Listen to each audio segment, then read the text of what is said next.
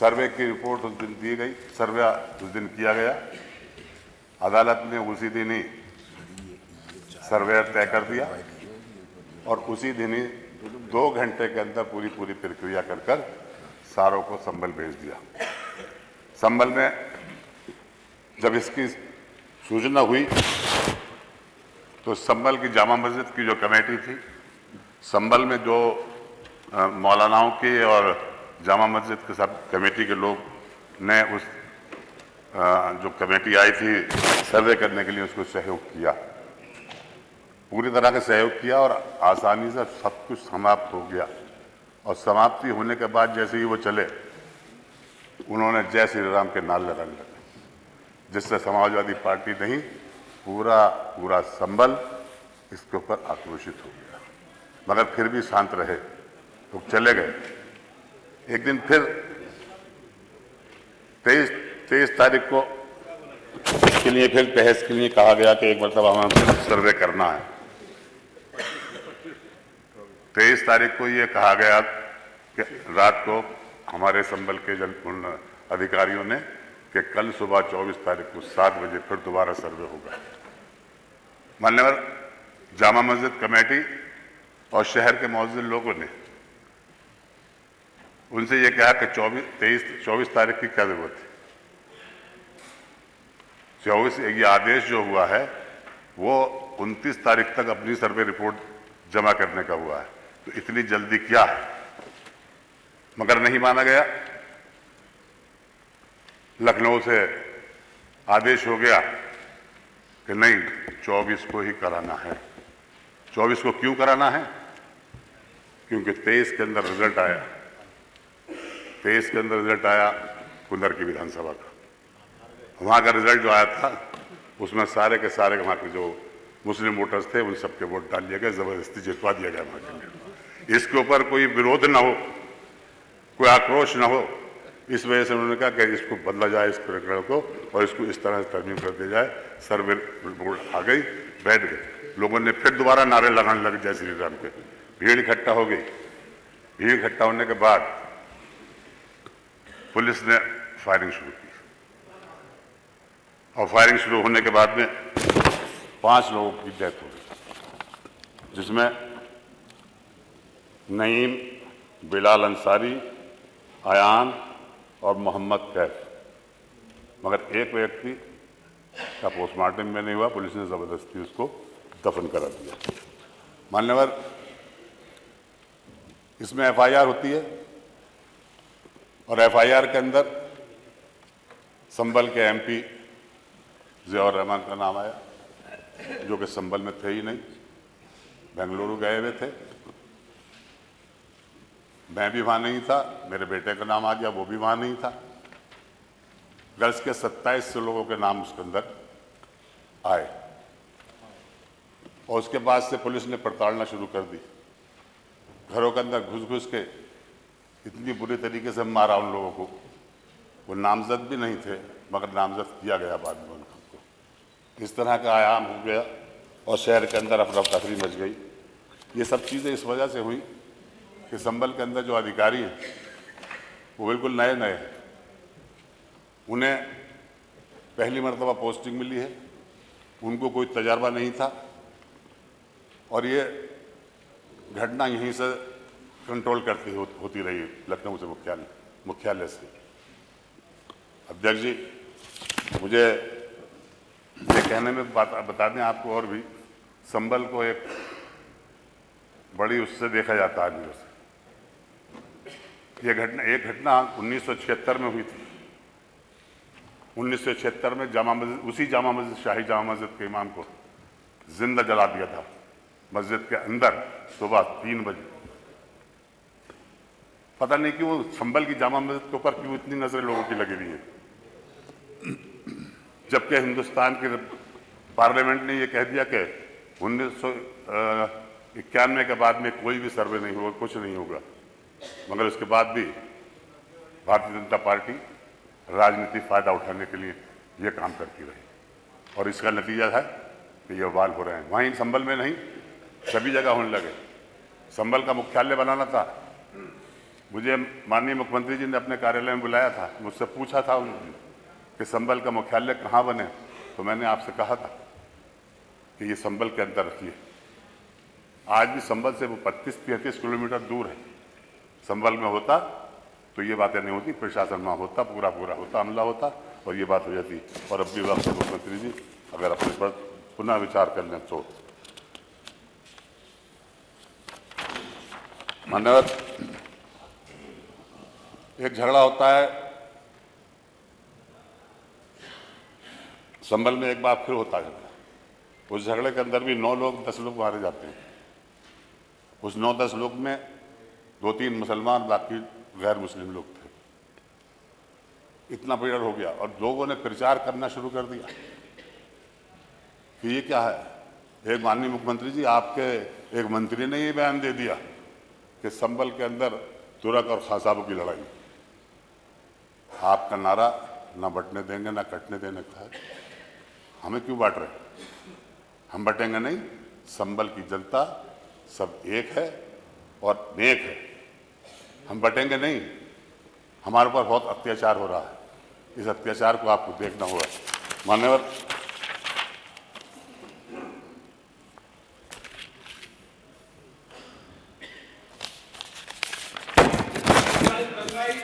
यहाँ बैठे, नहीं आप बैठे ना, यू आर नॉट, नहीं आप जब जवाब दो देंगे, नहीं आप नहीं, आपका नहीं, जब आपको अवसर नहीं, आपको अवसर नहीं, मैंने माननीय अध्यक्ष जी, उसका जवाब संभल के अंदर नहीं, जब ये झगड़ा हुआ, ये बात हुई, नहीं वो जवाब तो समय पे आएगा। आप शांत रहे। इन लोगों ने झगड़ा कराया, भाजपा के लोगों ने।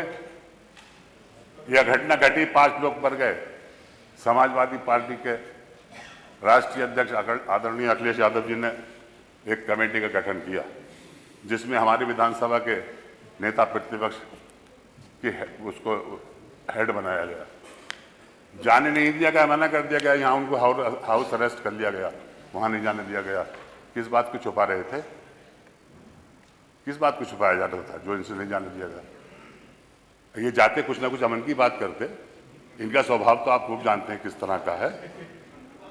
और अगर इनको मना कर दे, सबको मना कर दिया। माननीय मुख्यमंत्री जी, आप तो खुद ही किसी अपने प्रतिनिधिमंडल को भेज देते, मालूम तो कर लेते वहाँ हुआ क्या है, किसने किया है, कैसे किया है, किसने गोली चलाई, क्यों मारे गए लोग। इस तरफ को न देखकर ये हुआ। मैं आज फिर आपसे ये कहता हूँ, आज भी आप ऐलान करिए इस विधानसभा के अंदर, और यहाँ की कमेटी बनाइए, विधानसभा के सदस्यों की 10 कमेटी के बनाइए, 7 अपने तरफ के रखिए, 3 हमारे रखिए। दूध का दूध, पानी का पानी हो जाएगा। अध्यक्ष जी, ये ज्यादती ना कराइए, बहुत ज्यादती हो रही है। और खासतौर से हम लोगों को निशाना बनाया जा रहा है। हर ऐसे नारे लगाए जाते हैं जिससे हमें उत्तेजित करना का मौका देते हैं, मगर हम उत्तेजित नहीं होंगे। हम इस देश के, इस प्रदेश के विकास के लिए काम करते रहेंगे।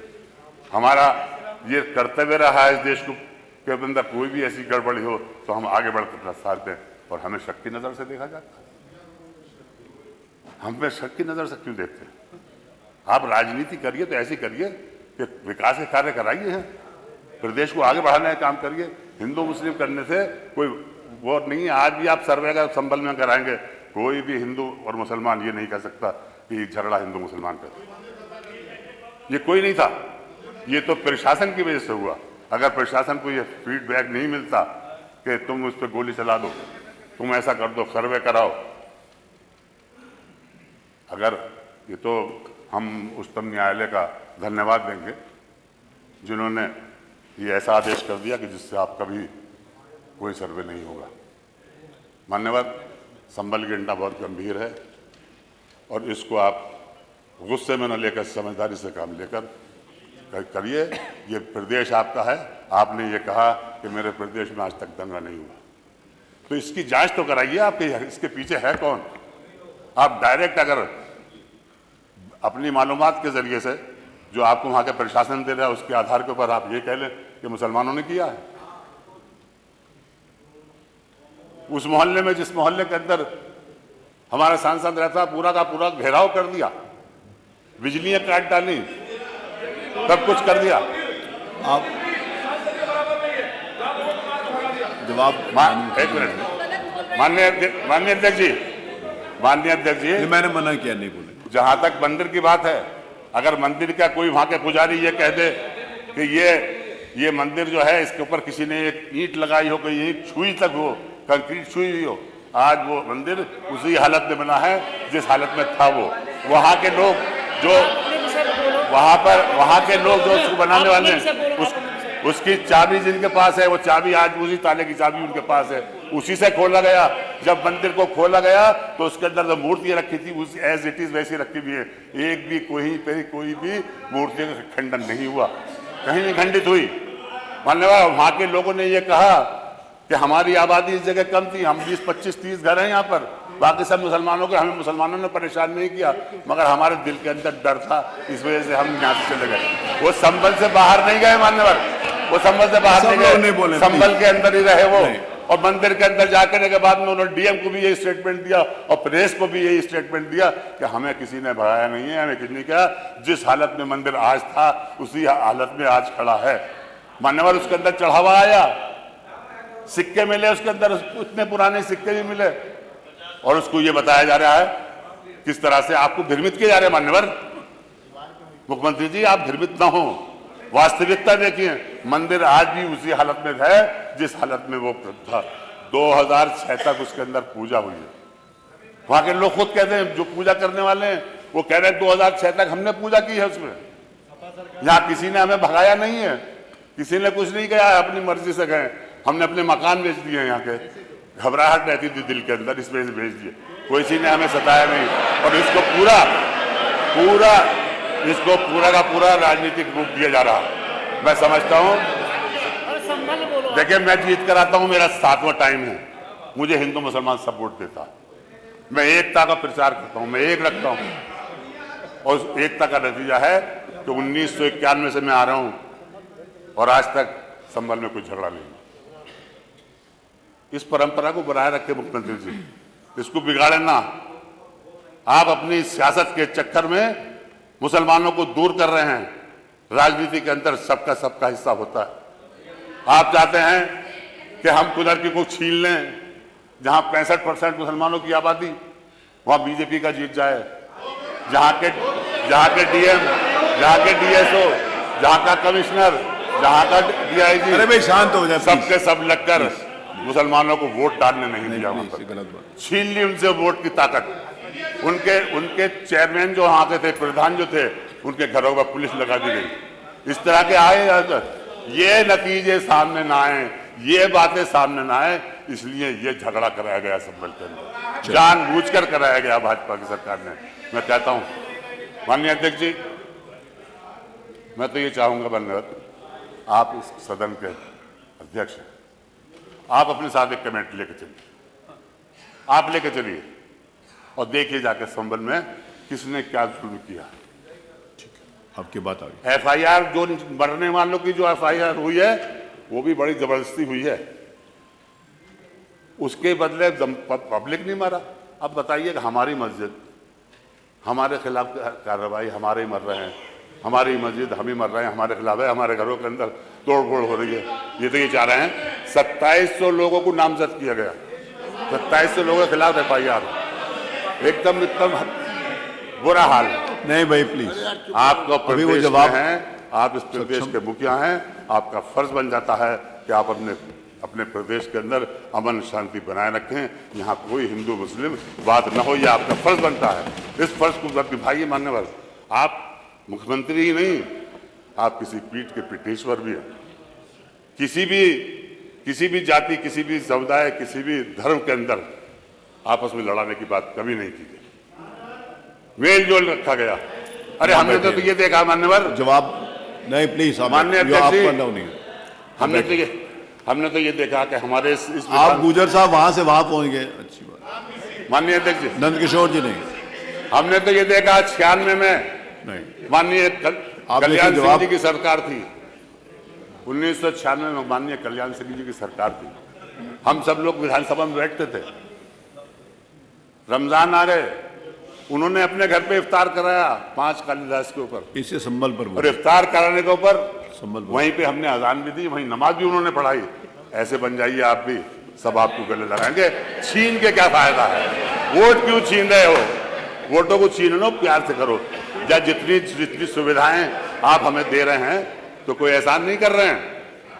ये संविधान में लिखा हुआ, ये संविधान में लिखा हुआ है।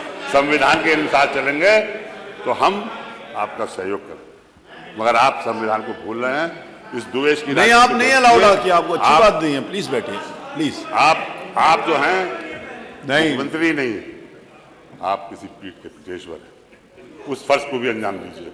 हिंदू मुसलमानों को लड़ाओ, हम हैं। अगर हमसे इतने अगर वो है, हमसे अगर इतनी परेशानी है तो मुसलमानों को वोट का हक छीन लीजिए, आप मत दीजिए।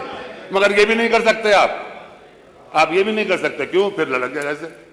फिर वोट कैसे लेंगे हिंदू मुस्लिम अगर किए? इसलिए आप ये काम करें।